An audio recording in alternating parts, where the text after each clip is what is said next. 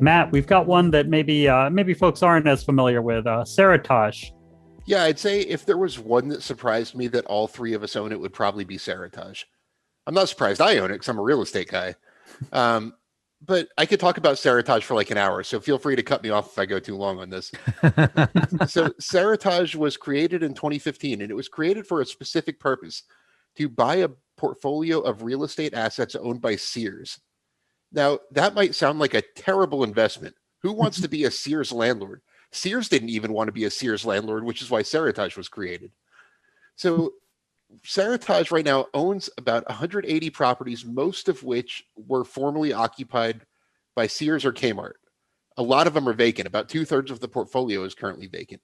The thesis is that these properties, when you think of when most Sears were built, they were the premier shopping destinations in their market. So these are great locations, huge properties that you could redevelop into premier modern mixed use assets.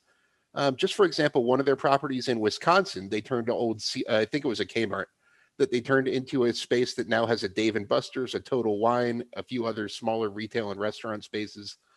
So things like that. They have a bunch of larger scale, what they call their premier assets that have particularly high potential. Um, I'm going to mention one specific example in a second, but these have the ability to add things like apartment buildings, hotels, hospital campuses, as the one I'm about to talk about. So one thing that a lot of people miss, I mentioned Seritage owns about 180 properties. There's about 26 million square feet of space in the buildings themselves. They also own a great deal of land. When you think of the Sears that was there are no real Sears anymore in most places. But if you think about a Sears that was attached to your local mall, it probably had a giant parking lot, an auto center, a huge plot of land. Seritage owns those as well. I want to share my screen for just 1 second. I promise I'll keep this brief. But this is a property in Alexandria, Virginia, right close to where Anand is Oh, sitting right yes, now. Anand, do you know where the Landmark Mall is? I certainly do. All Just a right. few Well, miles from Fool HQ. so this is owned by two stocks that I own. Howard Hughes Corporation owns the mall itself, and Seritage owns the Sears building. If you see that red outline there, that Sears building itself is about 260,000 square feet. So just to give you an idea of the scale here, look at all of that land that they own that they could redevelop.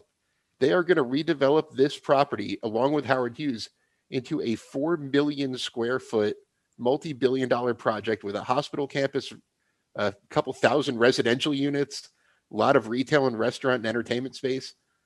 So Seritage is currently has a market cap of about $680 million. One high quality mall can be worth that much. I mentioned this is going to be a multi-billion dollar project. So the idea is they're taking these old dilapidated buildings and going to just add value to them over time. There are some big backers here. Warren Buffett himself, not Berkshire. Warren Buffett himself is the company's biggest investor.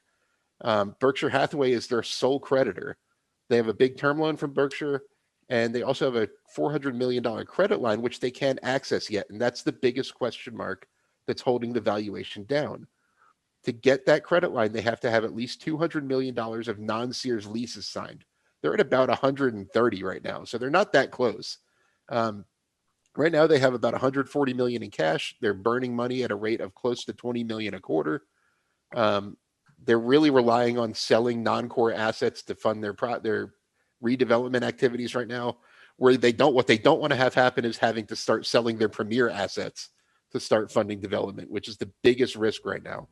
So if they can, get things together and get their financing questions answered, there's a ton of value creating potential here. And I'll stop with that and we'll go on.